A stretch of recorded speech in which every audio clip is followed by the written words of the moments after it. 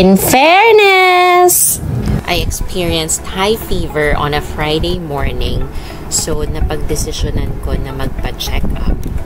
Sobrang haba ng pila, kaya habang naghihintay ng turn namin, kumain muna kami ng lunch. Nag-crave ako ng sabaw, kaya ang in-order namin ay kansi soup from JP's. Buti na lang sinamahan ako ni Kena para magpapila at ni Aya para mag-drive kasi sobrang sama ng pakiramdam ko. Ibig sabihin masaya ka sa nakain mo. Sobrang nakapagpa-uplift ng pakiramdam ko after kong kumain ng sabaw. We're heading back to the hospital para i-check kung turn ko na. At sakto ako na ang sunod.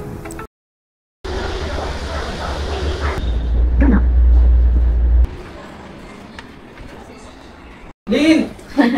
Umayat ka! Okay. Ano bili ka?